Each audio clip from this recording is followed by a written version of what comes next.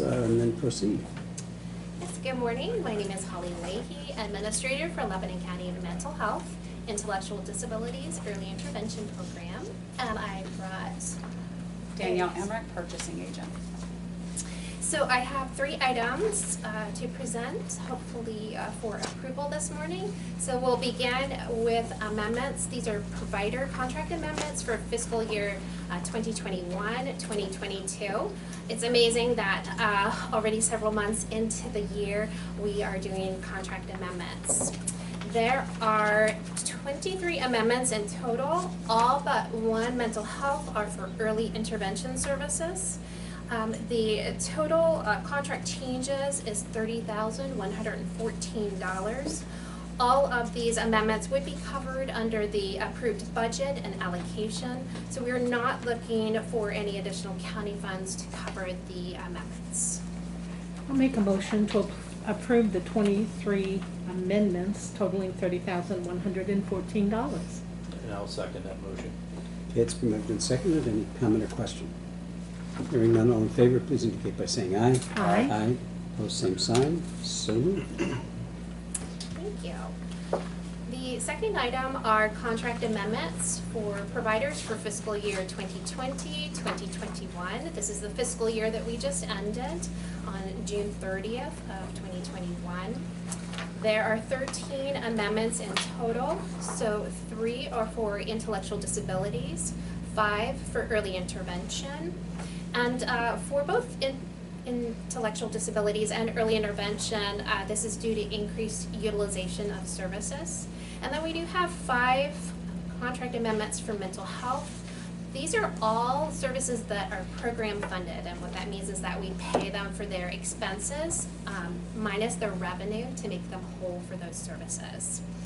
The largest is for crisis intervention in the amount of $220,288, and that was due to increased expenses due to higher utilization of crisis intervention. Again, all amendments will be covered under the approved budget and allocation, so we are not seeking any additional county funds to cover the amendments. I'll make a motion to approve the 2020-2021 budget year contract amendments as presented. And I'll second the motion, and that's a total of $279,330 and changes. Yes. Okay, we have a motion and a second. Any comment or question? Clarifications? If not, all in favor, please indicate by saying aye. Aye. Aye. Opposed, same sign. So moved. Thank you. Okay. And the final item is we are seeking approval to utilize block grant funds from fiscal year 2020-2021 for some building repairs, building maintenance, and office furniture and equipment for MHIDEI. I will say that fiscal year 2020-2021 was an extremely unusual year due to COVID, with actually underutilization of services. We would have anticipated just the opposite, but it was underutilization of services. And primarily we saw that for the enhanced personal care home that we were not able to open due to staffing issues. And that was also something, a major contributor. But what we're proposing is to use funds that would be unspent funds that after the 5% allowable retained earnings would be returned to the state otherwise. So you will see that the mental health program and the intellectual disabilities program both had unspent monies, and then the 5% allowable retained earnings would be about $220,000, and then the potential funds to be returned to the state would be roughly about $288,000. We're proposing to use $141,686 for those building repairs, maintenance, and furniture. Let me talk just a little bit about what that includes. That's a lot of money. So first, with the building repairs, our building is a brick building, and it needs some masonry work on the outside. It needs work in between with the the bricks, and then there's also a sill plate on the back of the building, above the door, the back door, that really needs to be repaired. Then for building maintenance, that encompasses several different things. So that would include pressure washing for the front of the building, under the portico with the concrete and the steps there. They get kind of black and dirty from time. We're also looking at potential flooring and inside painting of common spaces, including hallways, bathrooms, stairwells, but that would not include any individual offices. When we looked at the history of MHIDEI, we realized that we opened in February of 1991, and so it's been 30 years, and actually we haven't painted any of those spaces in those 30 years. So it's actually really kind of special for us to be able to update that space here at MHIDEI.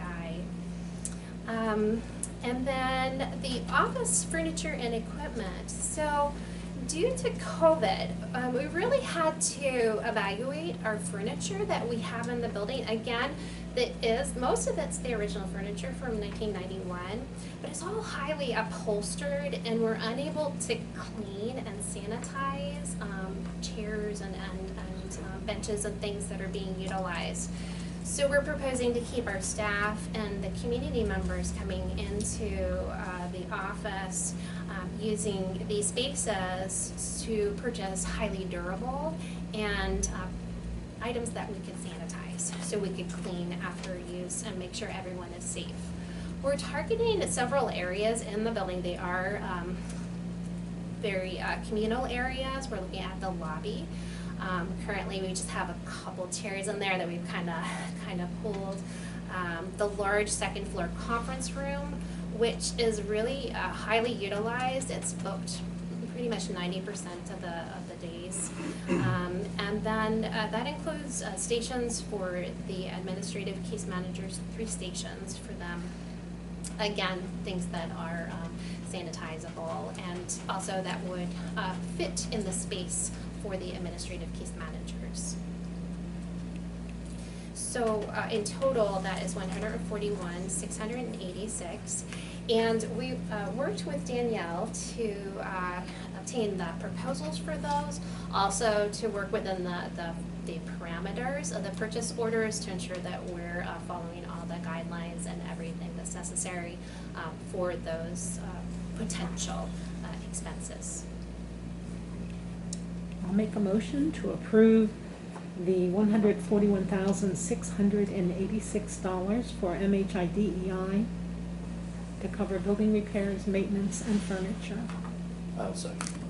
It's been moved and seconded that we approve this request, use of block grant money. Jamie? I just want to make a comment toward clarification, I guess potentially confusing perception by some of the providers who are often seeking more funding for the service they provide to our consumers. Here we are, with leftover funds that if we don't use them, they go back, so we're going to invest in some repairs and so on, and they may be asking, well, but we asked for extra funding, and why can't you provide it here? I just want to point out that this is categorical type stuff, where you cannot just simply shift it over to a certain provision of services because a provider has more needs or is having trouble with recruiting and so on. I just want to make that clear because it can be confusing for someone who might hear about this and say, well, why are they doing this kind of thing when we've been asking for it a long time? I just want to address that. Absolutely. It's really important to, thank you, Jamie, for addressing that. They are categorical, and there are very strict parameters as to how we're allowed to use those funds, what we're allowed to use for that year, and then if we do have any retained earnings, as I said, we are only allowed to use a certain percentage for retained earnings. Retained earnings then are utilized. We can use them to expand services, to enhance services, or to create new services and supports. We're not allowed to use them for a currently budgeted program, service, or support And we can't use them for that year's expenses. So I'll give an example. A provider may not have needed additional funds this year, as we did, program fund multiple different providers in this year. But in fiscal year 21-22, they're looking at potentially needing additional funds. We wouldn't be able to use any of the retained earnings from fiscal year 2020-21 to fund them in 21-22. So there's all kinds of regulations and stipulations as to how we're allowed to use those monies. We work very hard to distribute the monies and to really use all the services and supports to maximize those services and supports and the funding that's available.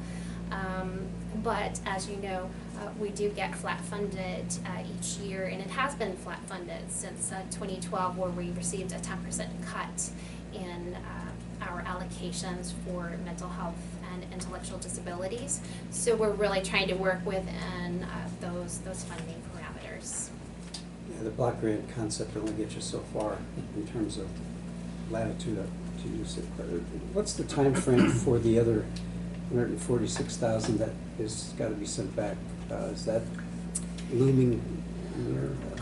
The state this year has set a deadline of September 30th for us to finalize our income and expenditure report, which would then therein give them the amount then that would need to be sent back to the state. So realistically, we have just a very short time period here in order to decide if there's any other expenses or any other things that would need to be done before we would need to return those funds to the state. Another reason for asking is that if the rest of those rooms and places haven't been addressed in 30 years, I'm assuming the offices haven't either. So I didn't know if They have not. So I'm just asking if that would be something that, if they're looking pretty shabby, maybe that's an opportunity there. But I don't, it's taxpayer money at the end of the day, and if it goes back, it goes back. But I just want to make sure we, look under every area that we can to Yes. maximize it. Okay.